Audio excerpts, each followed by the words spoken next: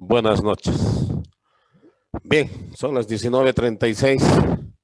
Vamos a continuar con el tema de análisis de situación de salud. Y la última vez habíamos estado viendo un caso muy interesante que nos demuestra de forma muy general cómo está funcionando nuestro sistema de salud y también nos refleja la situación de salud de uno de los grupos más vulnerables en Bolivia, que son las mujeres embarazadas. Les decía, somos subcampeones en mortalidad materna. De toda la región de Latinoamérica y el Caribe, somos el segundo país con la mortalidad materna más alta. Y la mortalidad materna es uno de los indicadores que mide, que muestra la situación de salud y también la situación social de la población. Entonces, a nivel mundial se utiliza este indicador, mortalidad materna, además de la mortalidad infantil, para mostrar la realidad de los sistemas de salud, la realidad social de una determinada población. Ustedes recordarán, hemos conceptualizado la muerte materna como esa muerte que ocurre en madres, pero tiene que estar ligada al embarazo, al parto y al puerperio. Les había mostrado un caso bastante interesante que nos permite observar las distintas fases que sucede en una mujer desde que llega a un establecimiento de salud hasta que fallece. Los distintos actores que intervienen, las distintas acciones que toman los distintos actores, la existencia o no de ciertos recursos o insumos que al final acaban con una muerte, como se dice, una muerte que ocurre en una población por la cual la sociedad paga un alto costo social.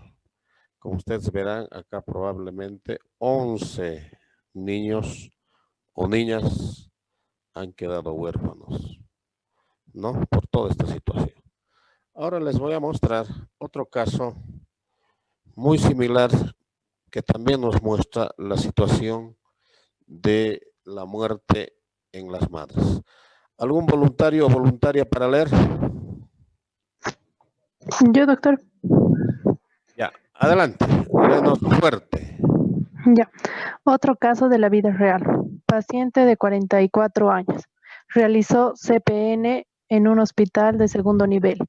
En el último CPN se diagnosticó ARO y se recomienda cesárea, que fue rechazada por el paciente. Posteriormente, la paciente acude a un centro de salud, donde el diagnóstico G5, P3, A1, C0, embarazo de 40 semanas, gestante añosa, trabajo de parto, periodo intergenésico de 13 años. La conducta fue atención de parto. Por la evolución estacionaria y no progresión del trabajo de parto, se decide referir a un segundo nivel de atención. Llega otro médico que decide que ingrese a la sala de partos con conducción oxitóxica. Según reporte de enfermería, el médico realizó RAM, se observa líquido amniótico meconiado, y maniobra de Christeller.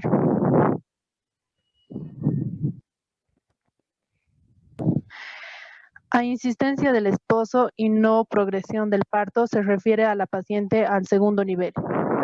En el hospital del segundo nivel es valorada por el médico de guardia, quien encontró a paciente álgida, quejumbrosa, en mal estado general, pálida, con frialdad distal, no pudo determinar altura uterina, dinámica uterina ni fetocardia por resistencia muscular abdominal, dilatación completa, hemorragia transvaginal escasa.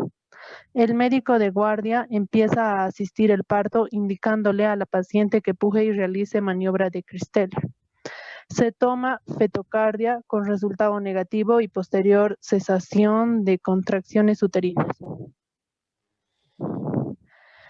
Luego se pide valoración por especialista, quien indicó que debe ser operada por posible ruptura uterina previa transfusión sanguínea. Paciente ingresó a quirófano. Según protocolo operatorio, la cirugía duró 3 horas. En sus hallazgos registraron hemoperitoneo 4.500 cc, producto evitado. Ruptura parcial uterina con sangrado activo. Al terminar el acto quirúrgico, la paciente presentó paro cardiorrespiratorio irreversible a maniobras de resucitación. Gracias. De nada, doctor. Al igual que el anterior caso, muerte del producto y muerte de la madre, ¿no? Paro cardiorrespiratorio irreversible. Se murió la mamá. Pero analizaremos con un poco más de detalle para que ustedes después me comenten y me digan dónde existen problemas. Ya, dónde existen problemas, qué se debería haber hecho y si esta muerte podría haber sido evitada o no. Evidentemente ustedes comprenderán, acá hay muchas siglas, abreviaciones, términos que seguramente no los están entendiendo, pero los voy a explicar para que les quede claro. A ver, es una paciente de 44 años, ya hemos dicho, mayor de 36 años, riesgo, ¿no ve? Alto riesgo obstétrico. Esta señora tiene 44 años. Había realizado control prenatal. Esto sucedió en el Chapare, por si acaso. Esto es del Chapare. Realizó control prenatal en un hospital de segundo nivel. Un hospital de segundo nivel, más o menos como el Hospital Cochabamba. Hoy vamos a ver qué es primero, qué es segundo, qué es tercero. Como el Hospital de Cochabamba. En el último control prenatal que hizo esta señora, le diagnosticaron alto riesgo obstétrico, significaron. Ya, aprendan esto, porque en los hospitales, en los centros de salud, no se dice alto riesgo obstétrico, directamente dicen, es una paciente ARO. Entonces significa que es una paciente con alto riesgo obstétrico, es decir, que tiene alta probabilidad de complicarse y de morir. Entonces en el hospital ya le dicen que era un ARO, que tenía alto riesgo obstétrico por la edad y otros factores, y le dicen que tiene que hacerse cesárea. La señora, seguramente aquí aparece el rol de los paradigmas, ¿no? Los paradigmas nos hacen interpretar la realidad de una u otra forma, y hay mucha gente, hay mucha población que desde sus paradigmas interpreta como que toda operación es dañina, que te invalida o discapacita por el resto de tu vida, ¿no ve? Operada es, no puede trabajar, operada es, no puede hacer esto, operada es, enferma para toda la vida. Entonces a veces los paradigmas nos llevan a actuar de forma, digamos, no racional desde la perspectiva médica. Entonces le dicen a la paciente que debe realizarse o se le debe hacer una cesárea, pero la paciente rechaza la cesárea y dice no. Y la paciente, miren, después de ir a un hospital de segundo nivel donde hay gente especializada, va a un centro que tiene menos capacidad resolutiva. Miren, se va a un centro de salud. Entonces, el centro de salud tiene menos gente especializada o no hay siquiera gente especializada en comparación al hospital. Entonces, se va a un centro de menor capacidad resolutiva. Entonces, acá otra vez está el paradigma, ¿no ve? El paradigma y el conocimiento que tienes respecto a cómo funciona el sistema. Se va a un centro y ahí le diagnostican ya, seguramente acá lo mismo, 5 embarazos, 3 partos, un aborto había tenido, ninguna cesárea, el embarazo era a término, 40 semanas, estaba bien. Gestante añosa, ya les dije, alto riesgo, y a la gestante se le clasifica como añosa cuando tiene más de 36 años y ya es alto riesgo obstétrico. Ya estaba en trabajo de parto, ya había empezado el trabajo de parto, periodo intergenésico de 13 años, periodo intergenésico largo. Es decir, esta señora había tenido su último hijo hace 13 años. Entonces, imagínense, hace 13 años ese canal del parto, seguramente porque tiene 3 partos, ¿no ve? Entonces, el último parto ha sido hace 13 años, pero en 13 años y con la edad, seguro que ese canal del parto ya no tenía la flexibilidad, ya no tenía toda esa dinámica que se requiere para que el producto salga del útero, ¿no ve? Los huesos tienen que, las articulaciones de cierto modo tienen que abrirse, las paredes de la vagina también tienen que dilatarse, etcétera, para que deje salir el producto. Pero la señora era muy mayor. Y aparte habían pasado 13 años de su último hijo. Era como si no hubiese tenido hijo.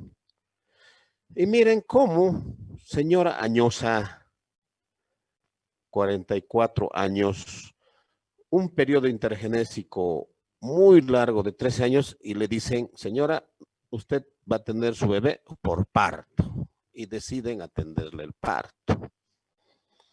No. El parto no evoluciona. No progresa el parto, es decir, no avanza, no puede nacer la guagua. Por lo tanto, con buen criterio, deciden hay que trasladarla a un hospital de segundo nivel. Aquí han hecho bien en esta parte, en referir a un segundo nivel, pero aquí han hecho algo que no correspondía, han decidido atender su parto. Deciden llevarlo a un segundo nivel. Pero resulta que llega una médico, y dice, no señores, ¿cómo no van a poder atender esto? Esto es facilito. Vuélvanlo a meter a la sala de partos, porque según el expediente clínico que nosotros hemos revisado, la paciente ya estaba en la ambulancia para llevarlo a un hospital que estaba a 30 kilómetros. Y por carretera, 30 kilómetros por carretera lo hacen 15 minutos en ambulancia, ¿no? Pero llega otro médico, seguramente creyendo que puedes resolver el problema y dice, no señores, ¿cómo lo van a mandar esta paciente al hospital? Esto lo podemos manejar aquí.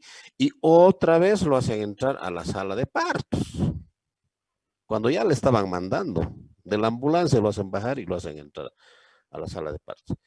Y ahí dicen, no, esto vamos a manejarlo con oxitocina, un medicamento que acelera y hace que las contracciones del útero sean más fuertes. Entonces, hace que el útero se contraiga con más fuerza. A eso se llama conducción oxitóxica. El medicamento se llama oxitocina. Con eso más. Pero resulta que no avanza este parto. Y luego, para que el parto avance, ella y la enfermera había anotado, porque las enfermeras anotan todo. El médico realiza, la médico es por si acaso, ruptura ya de las membranas. Ruptura artificial de membrana significa RAM. Entonces rompe la membrana artificialmente, porque esa membrana debería romperse naturalmente. El producto cuando está saliendo la cabecita de la guagua tendría que romper la membrana, pero la señora está, la doctora, ella es la que rompe artificialmente. Por eso esto es RAM, significa ruptura artificial de membrana. Y sale el líquido. Y miren, sale un líquido amniótico meconeado. ¿Qué quiere decir meconeado? Quiere decir que el producto, la guaguita, se ha hecho caquita ahí adentro. ¿Y por qué se hace caquita ahí adentro la guagua? Porque está sufriendo. Entonces este producto ya estaba sufriendo. Producto amniótico meconeado, 3 cruces, es decir, muy meconeado. Porque se pone una cruz cuando es poco meconeado, 2 cruces cuando es moderadamente meconeado y 3 cruces cuando está muy meconeado. O sea, abundante, si se quiere, meconio ahí adentro en el útero. ¿Y eso es por qué? Porque el bebé estaba sufriendo, había sufrimiento fetal agudo. Y aún así no las refieren y hacen una maniobra que está totalmente prohibida. Esto se utilizaba antes, cuando la medicina ha empezado a desarrollarse, la famosa maniobra de Christeler. No es más que agarrar con el antebrazo, hacer fuerza sobre el abdomen de la señora, sobre el abdomen o sobre el útero de la paciente y forzar a que salga el bebé. Eso es la maniobra de Christeler. Eso hace, está prohibido, no se debe hacer ya eso hace muchos años. Pero no sé de dónde han leído que han hecho y hacen maniobra de Christeler. A pesar de que el producto estaba sufriendo, a pesar de que era una paciente de 44 años, añosa, periodo intergenésico de 13 años, hacen esto todavía. ¿Qué más sucede después?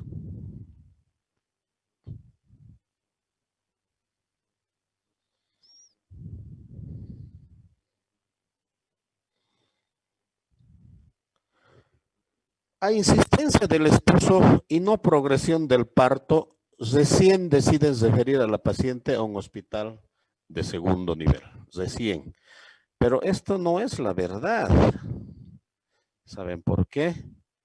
Porque nosotros nos hemos entrevistado con el esposo, con el viudo, y dice que esto no es tan cierto, porque esto yo he copiado de la historia clínica, del expediente clínico.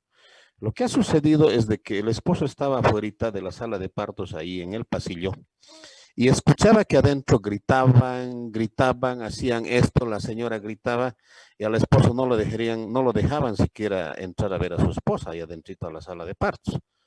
La ley dice, por si acaso, para que se enteren, que hay que permitir que el esposo o un familiar ingrese a acompañar a la parturienta a la sala de partos. Eso dice la ley, por si acaso. Entonces, no lo dejan entrar al esposo y el esposo en una de esas, sin permiso, abre la puerta y se entra a la sala de partos.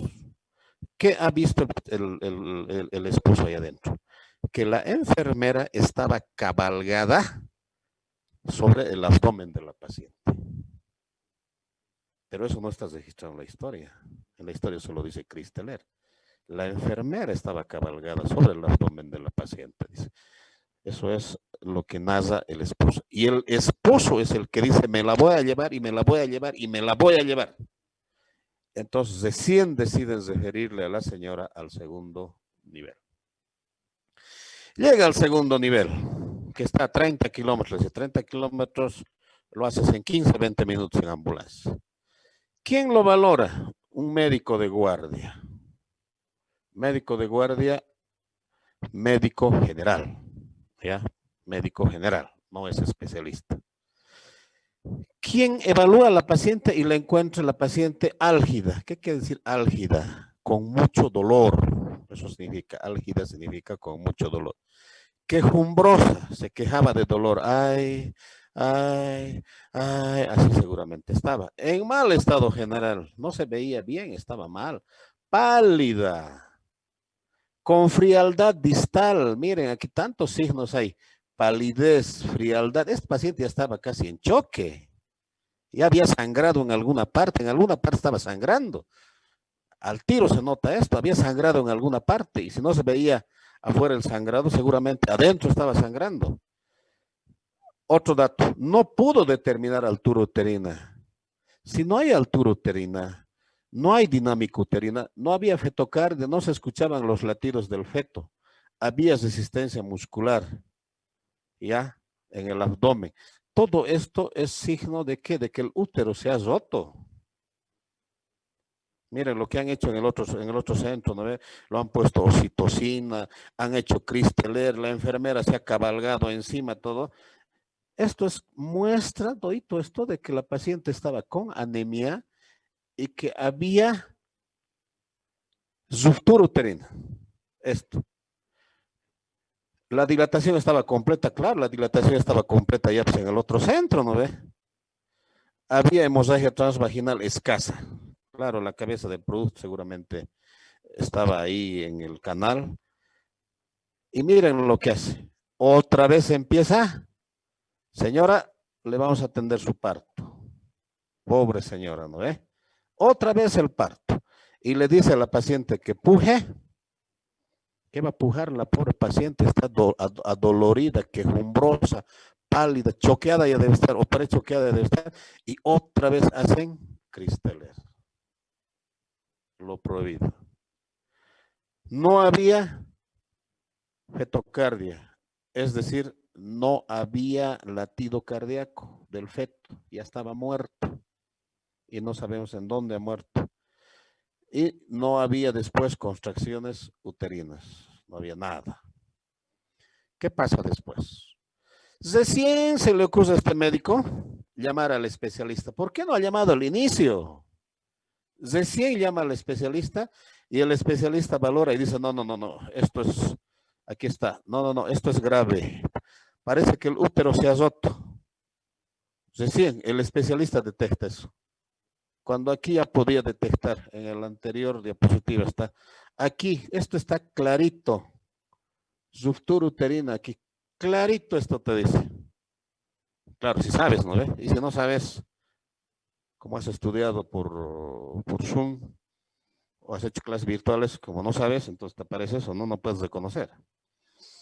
Entonces, recién el especialista se da cuenta y dice, no, esto es grave, debemos operar enseguida. Pero la paciente estaba pálida, tenía frialdad distal y estaba prechoqueada. Entonces, primero pónganle sangrecita. ¿Ya? Primero pónganle sangre, dice, transfusión de sangre. El ginecólogo ya. Lo meten a quirófano. Según protocolo operatorio, porque todo tienes que registrar, la cirugía dura 3 horas. ¿Qué encontraron ahí adentro? 4,5 litros de sangre en la cavidad abdominal. Imagínense. Entonces el útero se ha roto y todo ese sangrado que se ha producido por las maniobras que han hecho y todo lo demás se ha ido a la cavidad abdominal. Y ustedes saben, la cavidad abdominal al interior está recubierto ya por un mesotelio que se llama peritoneo. Y cuando se acumula sangre ahí, se llama hemoperitoneo. Entonces, 4,500 cc de sangre adentro.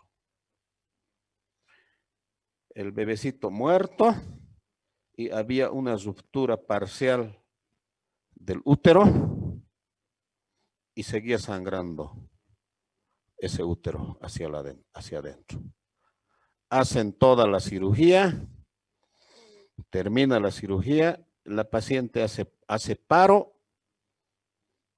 hacen maniobras de resucitación, no recupera y se muere. Otra vez muerte de la madre, otra vez muerte del producto y tenemos seguramente acá 3 huérfanos.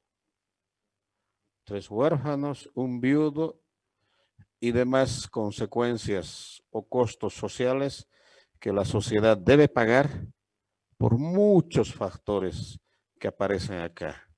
Desde el paradigma de la señora que no acepta una cesárea y al final acabó con una cesárea, pero muy tarde, muerta. ¿Qué les parece el caso? Comentarios. ¿Dónde están las fallas? ¿Qué se debería haber hecho? ¿La muerte era evitable o no era evitable? Comentarios del curso. Doctor, buenas noches. Tengo una pregunta antes de hacer análisis.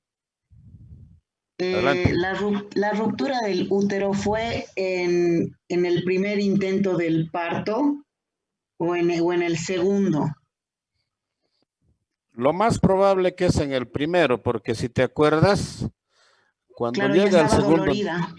acá, llegó al hospital de segundo nivel, es valorada Sí. por el médico, ahí está, la paciente álgida, dolorosa, quejumbrosa, pero aquí está, mira, hay palidez.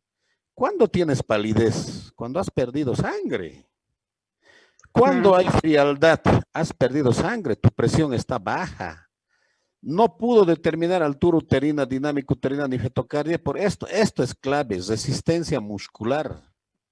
Entonces, la ruptura se ha producido con mucha probabilidad en el primer centro. Cuando la enfermera, les dije que lo que contó el esposo es de que la enfermera estaba arriba, sobre el abdomen, estaba cabalgando, estaba jineteando, ahí se produjo. Pero lo raro es que este médico, ¿cómo no has reconocido esto? Y otra vez le dice parto. Ese es el resultado de la formación. Ese es el resultado de esos estudiantes que solo van ni siquiera van a las clases, es que van solo a los exámenes a copiar, esos que van a adivinar, esos que le apuntan al 51, esos que hacen huelga, paro, esos que dicen que el doctor Ventura es malo, de esos sale esto. Este es el resultado. Cuando salen a trabajar, estas cosas hacen. ¿Cómo no puedes reconocer esta cosa? Yo no soy ginecólogo, pero yo he trabajado tantos años en el sistema, este se los reconoce. Como yo digo vulgarmente, la paciente viene con su letrero en su frente y dice ruptura uterina. ¿Cómo no va a poder reconocer esto? Estaba clarito y le dice parto. Imagínense, otra vez a la porcina. Ya está con dolor, otra vez parto, otra vez que puje, otra vez Cristeler. Realmente hay una falta de humanidad, ¿no ve? Una falta de sensibilidad, una falta de empatía. Por eso yo insisto, hay que respetar al paciente, hay que respetar a la familia. No respetas, mira, no tienes ni siquiera compasión de una mujer que está llegando con mucho dolor, quejumbrosa, y haces todo esto y se muere más todavía. Adelante con los comentarios y análisis. Doctor, muy buenas noches. Bueno, si bien es cierto lo que usted dice, es totalmente cierto, ¿no? Y también, volviendo al paradigma de la ciencia posmoderna, en el que indican que todos, o sea, todos formamos parte de un todo. O sea, ahorita no podemos decir el médico nomás tuvo la culpa, o el esposo o la señora por el pensamiento, desde nuestro punto de vista erróneo que ha tenido, por el cual no se quiso someter a una cirugía. Pienso que se necesita mucho, al menos en estos lugares que son más, de donde más se conoce la gente. Usted dice que esta paciente venía del Chapare, quizás de un lugar más, con menos población también, de otro tipo de profesionales que en este caso serían los trabajadores sociales, ¿no? Porque en el primer momento que esta señora no quiso atenderse con una cesárea, le dicen que tiene un aro y obviamente es reacia, y hasta que no sintió alguna contracción, no acudió a un centro de salud. Quizás en ese intermedio hubiera podido ser también de mucha ayuda a un trabajador social, ¿no? Que haga un seguimiento, que quizás convenza a la señora, trabajar esa parte también de la población, no interferir en su punto de vista, pero sí tratar de ayudar a que piense diferente. ya, un abordaje multidisciplinario, transdisciplinario, ¿no? Y no solamente un abordaje netamente médico, medicalizado. Está bien, estamos de acuerdo. Pero ante esas deficiencias, también nosotros como personal de salud podemos hacer algo, ¿no ve? Tampoco puedo decir, ese trabajo es de la trabajadora social, entonces yo no hago nada. Entonces habría que indagar finalmente cómo fue que le comentaron o les recomendaron la cesárea, y tal vez no hubo ahí ese diálogo, esa negociación entre paradigmas, lo que yo siempre digo, esa apertura paradigmática para llegar a convencer, para llegar a explicar, para llegar a acordar con el otro lo que es. A veces decimos, señora, necesita cesárea, la paciente dice, no, no quiero, ya, chao. Si eres profesional, tienes que explicarle, pues. Y hay una norma que te dice que tienes que explicar, incluso te dice que debes hacer hasta dibujitos. Con dibujitos le escribo, ¿sabe qué, señora? Esto le vamos a hacer. Aquí le vamos a hacer un cortecito, después vamos a hacer esto, por aquí vamos a sacar la guaguita. La guaguita va a salir bien sanita, después esto lo vamos a costurar o le vamos a suturar, y después de 3 semanas o a las 24 horas usted ya va a poder caminar, al día siguiente se va a poder bañar, y en los 3 meses esa herida va a estar tan cicatrizada que no va a haber ninguna diferencia con un tejido sano, usted va a poder trabajar, usted va a poder hacer esto, y la señora yo creo que va a entender, pero si no le explicas nada de eso, o porque no sabes, o porque te crees tan sabelo todo que dices, ¿para qué le voy a explicar? Este es ignorante, no me va a entender. Entonces también ahí está el problema. No, ahí está el problema. Otro comentario, otro análisis. Nos iremos a lo que había planteado nuevamente. A ver, ¿qué cosas no se hicieron bien? ¿Cómo deberían hacerse? Y si esa muerte podría ser evitable o no. Esa es la pregunta. Doctor, buenas noches. Buenas noches, doctor. Buenas noches. Buenas noches. Lo principal creo que sería una vez que la paciente dijo que, bueno, se acude al centro de salud, o sea, antes de hacerlo, que ya estaba en un hospital de segundo nivel, pues en ese hospital debieron explicarle si se debía, por qué se debía hacer la cesárea, cómo era y así como usted menciona. O sea, no debía pasar de ahí, no debía salir del hospital de segundo nivel para irse a un centro de salud. Creo que desde ahí ya se podía evitar las cosas. Y ahí aparece una gran necesidad, la confianza que te puedas ganar de tu paciente.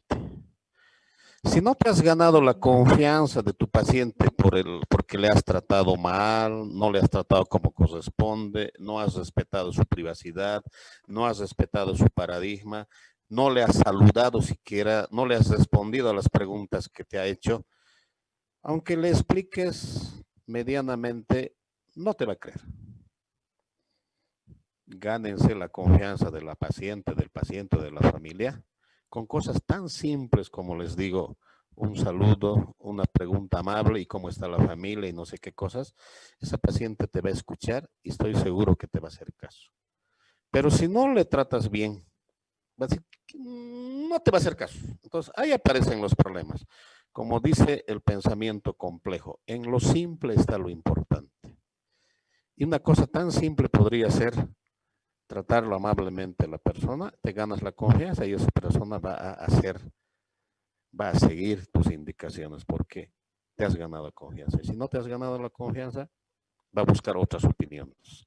Y como el nivel de la gente es muy distinto al nuestro, de una atención que seguramente estaba asegurada en un hospital para manejar todo eso, acude a un centro que tiene menos capacidad resolutiva.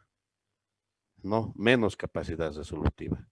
Y estos señores, menos capacidad resolutiva, menos experiencia, menos conocimiento de los casos, deciden hacer lo que han hecho.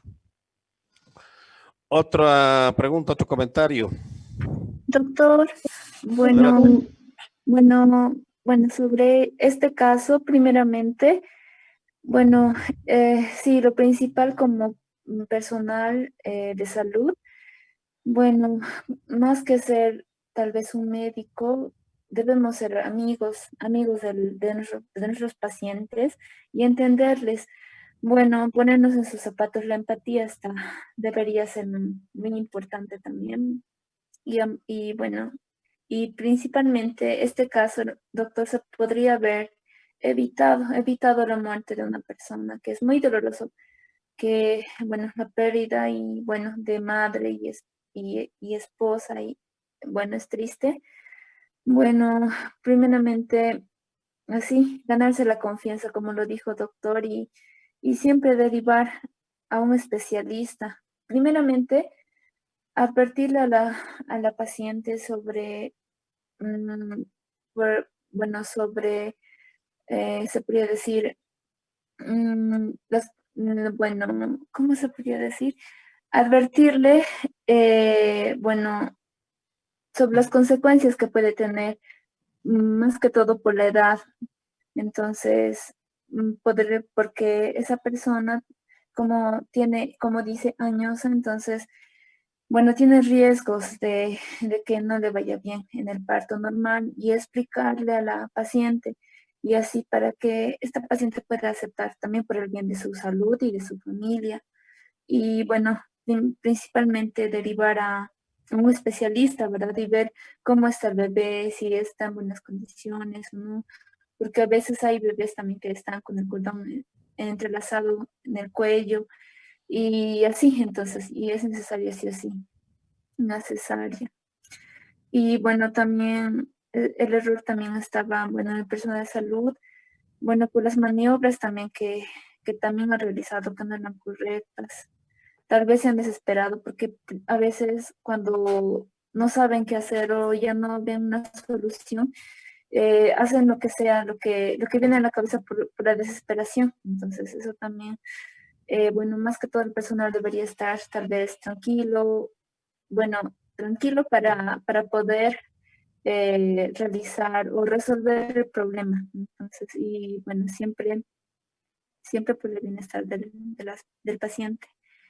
Y bueno, y después de eso, bueno, yo pienso que antes de que se continúe con la atención, siempre tiene que haber un especialista antes de poder derivar a otro servicio. Entonces, bueno, y más que todo, el compromiso de todo el personal de salud con los pacientes. Ya, está bien. A ver, tú decías, hablabas de se han desesperado o se han debido desesperar. Puede ser. Yo les planteo una pregunta a todos. Antes de ingresar a un examen, ¿quiénes se desesperan? ¿Quiénes se ponen nerviosos? ¿O quiénes entran en un proceso de ansiedad? ¿Los que saben o han estudiado o los que no saben y no han estudiado? ¿Quiénes se ponen nerviosos? ¿Quiénes se desesperan? ¿Quiénes entran en ansiedad? ¿Los que saben o los que no saben? Los que no saben. Los que no saben. Claro. El que sabe está seguro de lo que sabe y dice, esto se hace así, A, B, C, D. ¿No ve? Antes de exponer lo mismo. Si te ha tocado una exposición, tú dominas el tema, te has preparado, estás tranquilo. No, evidentemente puede ser que no tengas experiencia en presentar, en exponer, pero te sientes más tranquilo que alguien que no ha estudiado. Entonces lo mismo sucede acá. Hay que prepararnos, ya, hay que ser competente, hay que saber reconocer la limitación. Es decir, yo hasta aquí nomás, más allá ya no me corresponde, le corresponde al ginecólogo. A ver, imagínense un hospital. ¿Dónde creen que estaba el ginecólogo? En ese hospital. No estaba en la ciudad. No estaba lejos. Estaba durmiendo en el mismo hospital. Porque yo conozco ese hospital. Es el hospital de Virgarzama. Ahí mismo estaba durmiendo. Entonces, ¿qué le costaba decir, doctor? Miren, este caso está medio complejo. No lo veo bien, la paciente muy quejumbrosa, adolorida, está pálida, hay frialdad y dice que seguro el marido dice, yo le he contado al doctor todo lo que ha pasado y dice que ya lo han manejado y con condición ocitóxica allá en el otro centro que está a 30 kilómetros. Entonces ya debería llamar la atención y mandar a llamar inmediatamente al ginecólogo que está durmiendo en el mismo hospital, estaba de guardia. Pero no han hecho eso. Por eso yo siempre digo, hay que ser honestos y reconocer, hasta aquí nomás llego yo. Ya, pero hacerlo bien. A esto ya le corresponde al ginecólogo. Pero si no sabes, le metes nomás pues todo, ¿no ve? Como dice, la ignorancia es atrevida. Le metes nomás, no, esto tiene que salir. ¿Cómo no va a poder salir? Claro, como a ella no le duele. Como no es útero. Eso también hay que ponerse a pensar, ¿no? Y como alguien decía hace rato, hay que ponerse en el zapato del otro. Y ponerse en el zapato del otro o en el lugar del otro, eso es la empatía. Y eso no cultivamos nosotros. Nos volvemos muy soberbios. Los médicos son muy soberbios. Y lo mismo sucede también con algunos de ustedes, ¿no? Porque yo los encuentro en los hospitales donde yo voy o donde he trabajado. Ahí encuentro a sus compañeras que han egresado de la carrera ya como licenciadas y ya los encuentro con otra actitud. Y le digo, ¿qué ha pasado? Le digo, el cartoncito te ha hecho más, le digo.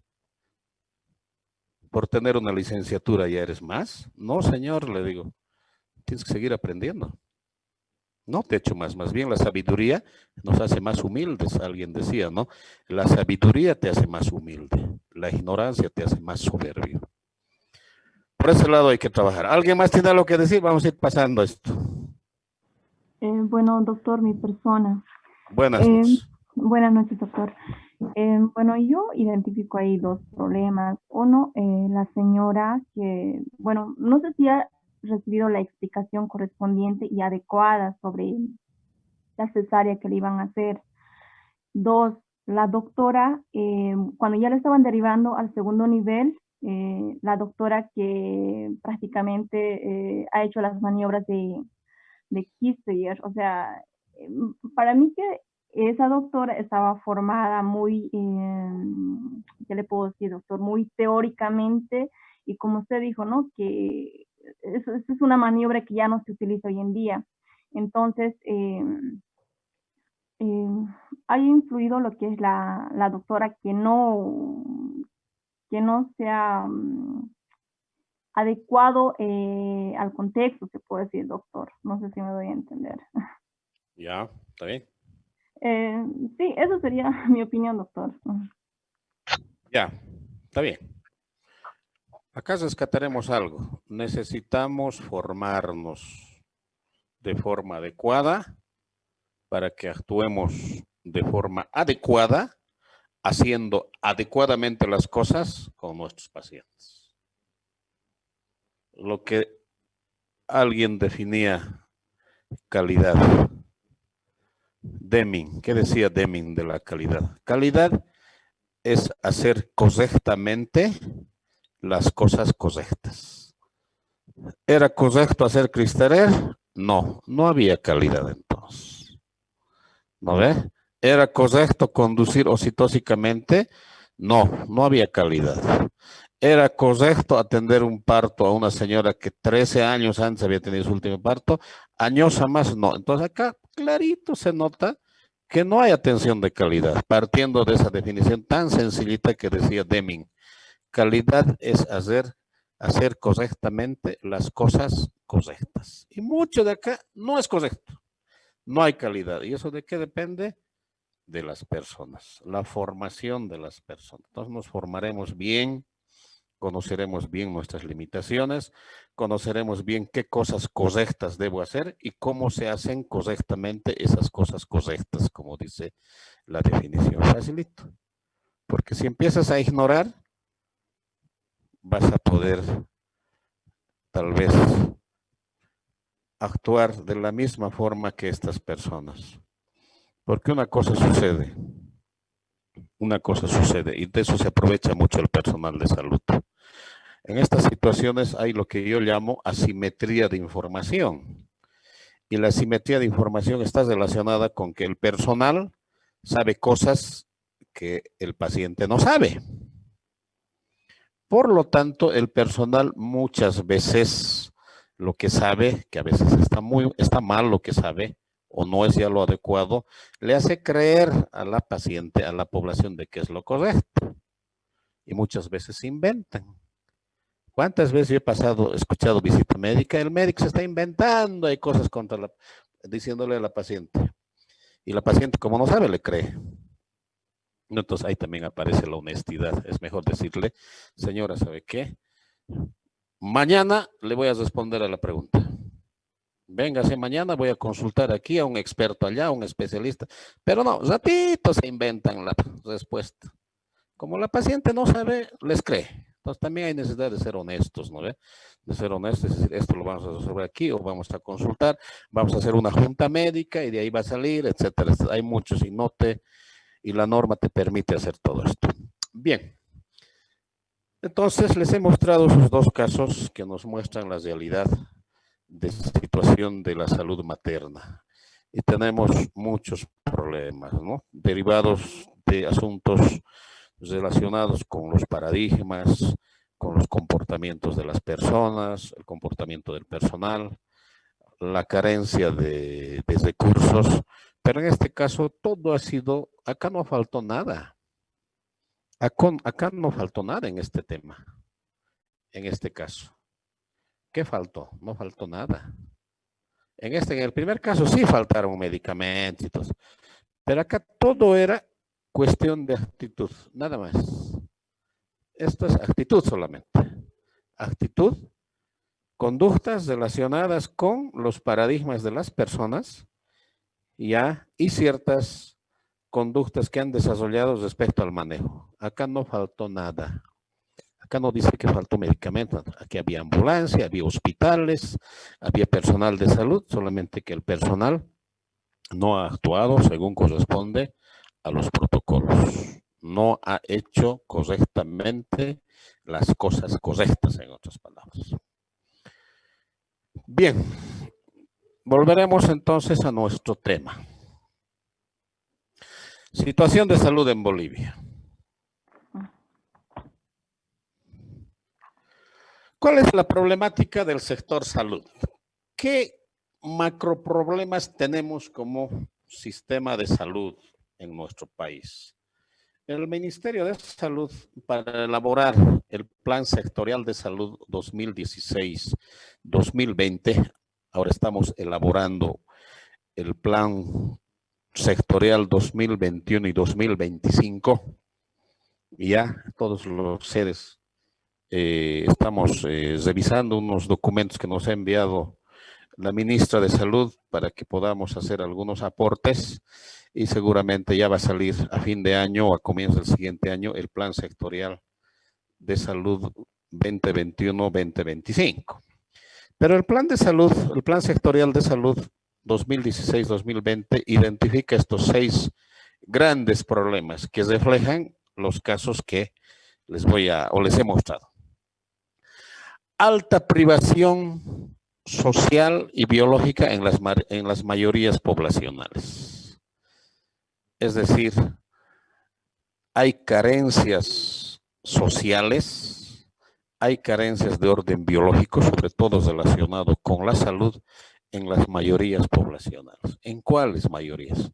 Sobre todo en las mujeres, en los niños, en los ancianos, en los discapacitados y la gente indígena que vive en las áreas rurales. Sí, hay carencias sociales. Por ejemplo, del último caso que hemos visto, tal vez hay una carencia social ahí, el nivel educativo. Tal vez un nivel educativo de esa señora de 44 años era muy bajo, que no ha logrado, o tal vez no le han hecho entender cuál era la importancia de hacerle una cesárea en las condiciones que estaba. Entonces, hay carencias sociales, biológicos relacionadas con la situación de salud en las mayorías poblacionales.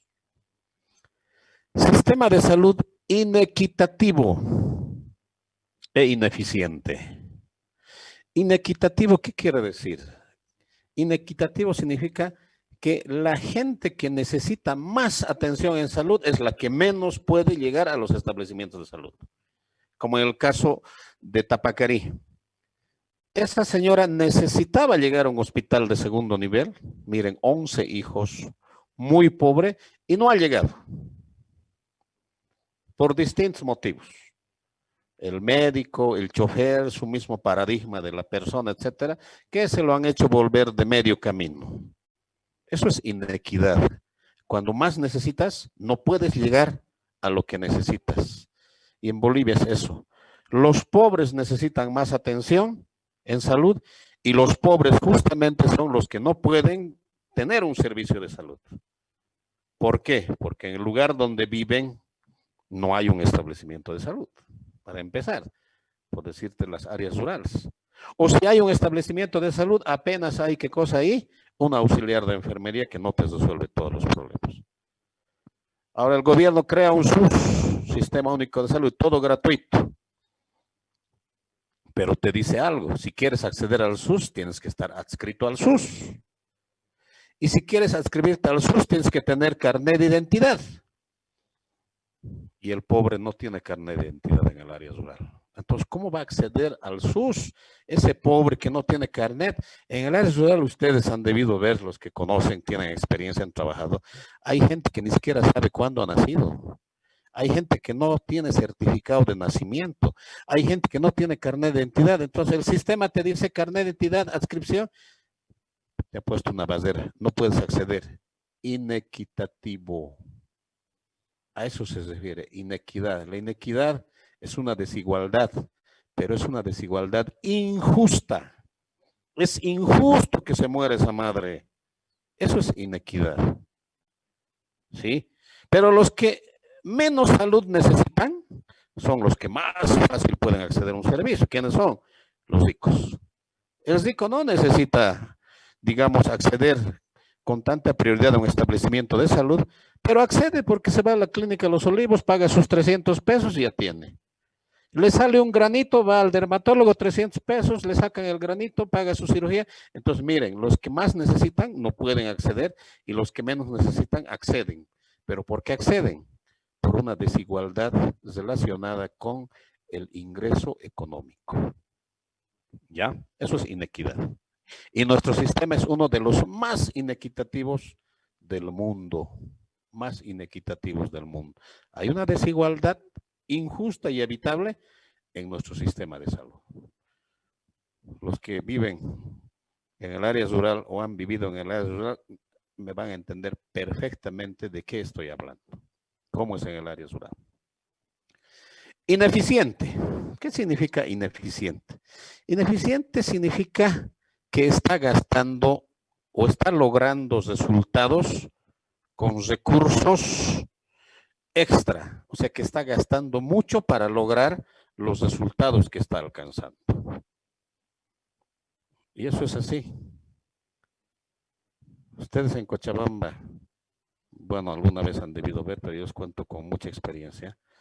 Acá hay establecimientos de salud donde están sobrando odontólogos.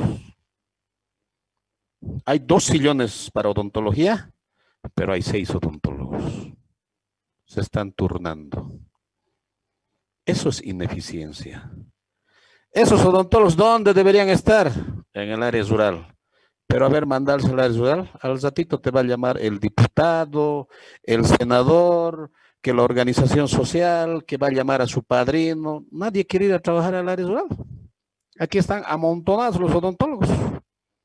Eso es ineficiencia, mal uso de recursos. Y en nuestro país hay eso.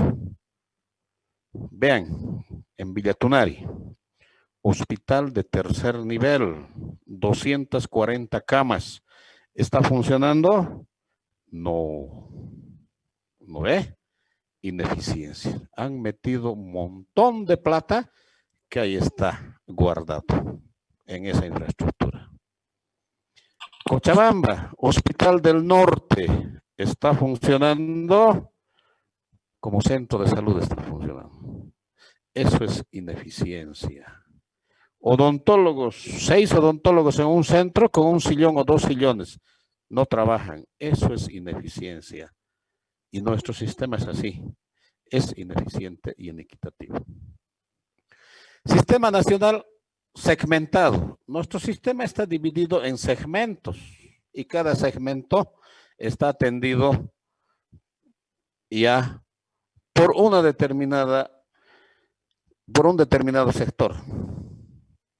¿Cuáles son los segmentos que tenemos en nuestro sistema? La seguridad social, donde se atienden los que tienen seguro. ¿Y quiénes tienen seguro? Los que tienen un empleo.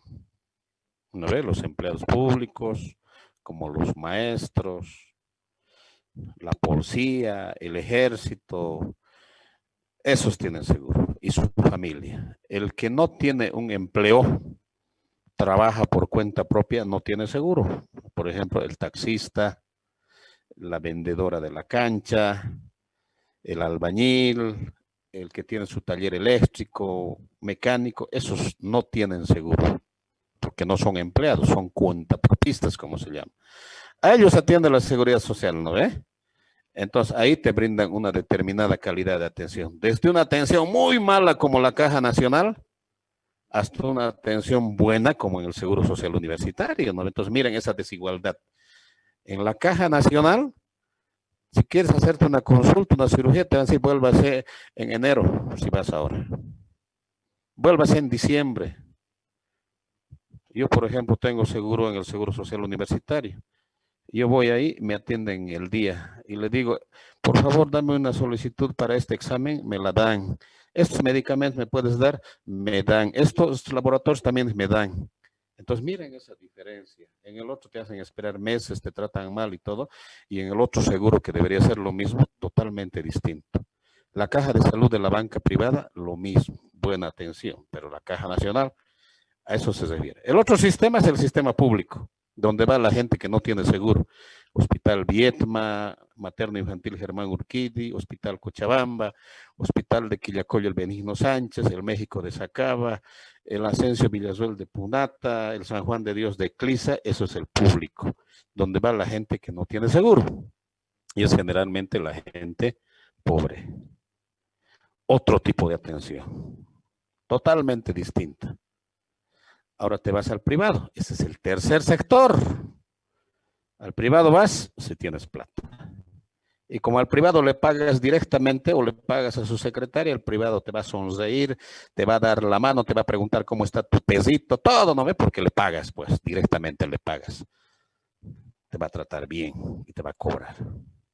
Y el otro sector es la medicina tradicional que hemos hablado, lo que es el paradigma mágico religioso. La gente que cree va ahí. Y aunque no parezca, eso también te tratan bien. Por eso la gente va. Te tratan bien también, pero te cobran más también. Entonces, ¿dónde te tratan mal? En los hospitales públicos, como Vietma, etcétera, y en los seguros, sobre todo en la Caja Nacional de Salud. El trato es ahí un desastre. Por eso llamamos sistema segmentado. 4 sectores, cada sector atiende a un grupo determinado de la población y las características es totalmente distinto, ¿no? Les decía, vas a encontrar un seguro muy bueno como el seguro de salud de la Caja de Salud de la banca privada, donde te tratan muy bien, como vas a encontrar un seguro como la Caja Nacional, donde te tratan mal. Y fragmentado, ¿qué es fragmentado? Desarticulado, desorganizado, todos por su lado. No hay una articulación. Te mandan de un primer nivel, señora, vaya al hospital Vietma, le van a atender, te dan una boletita, no ves de referencia, llegas al Vietma, no te quieren atender, no hay esto, no hay lo otro, váyase, que falta aquí, que esto no está, un montón de burocracia que al final dices, mejor me voy al privado, pagas tus 300, 200 pesos y te atienden. Esa es la segmentación. ¿Qué más? La gente no está contenta. ¿Ustedes creen que la población está contenta con el sistema? ¿Qué va a estar contenta? La gente está insatisfecha. No se ha satisfecho sus necesidades. Los afiliados de la Seguridad Social están tremendamente insatisfechos. Los pacientes que van al Vietma todos los días seguramente están insatisfechos. Vas a encontrar tal vez algunos que estén satisfechos, pero de forma general la gente está insatisfecha. No está contenta con el Sistema Nacional de Salud. No está contenta. Por eso aquí está, les he traído esta imagen. Tengo cáncer, necesito salud gratuita. Esto, por ejemplo, es inequidad. ¿Quiénes necesitan más atención en salud? Son estos, con cáncer. ¿Pero el sistema les resuelve? No. No les está resolviendo su problema. Esto es inequidad. Más necesidad, menos atención. ¿No? Acá está, insatisfacción. Miren, la anterior clase alguien mencionaba, ¿no? En el hospital materno infantil, un montón de embarazadas en camillas en el suelo. Es esto. ¿Por qué? Por la administración ineficiente de sus recursos. Y la calidad totalmente diferente, ¿no ve? Te vas al Seguro Social Universitario, una sala solamente para vos, y con el interno, la interna, el residente, la enfermera, el médico a tu lado. Andate a la maternidad Germán Urquide, una sala donde están 6 personas, la otra chillando, la otra esto, y ni siquiera hay una enfermera, o hay una enfermera para 30 camas. Esto es desigualdad, esto es inequidad, esto es ineficiencia. La gente insatisfecha. El sector salud no ha asumido la medicina tradicional. Les decía, la Organización Mundial de la Salud ha recomendado que se reconozca y se asuma la medicina tradicional. Bolivia lo ha hecho, como muchos otros países, Chile, Perú, Ecuador lo han hecho. Y a nivel mundial también muchos lo han hecho. Pero en Bolivia se ha creado un viceministerio de medicina tradicional. Hay una ley de medicina tradicional, pero resulta que el personal de salud no lo asume, no lo reconoce, no lo acepta. ¿Y saben por qué no lo acepta? Por esa ceguera paradigmática que tiene. porque el personal de salud cree erróneamente que lo que ha aprendido en la universidad es lo único válido. Falso. Hay muchas formas de adquirir conocimiento. Hay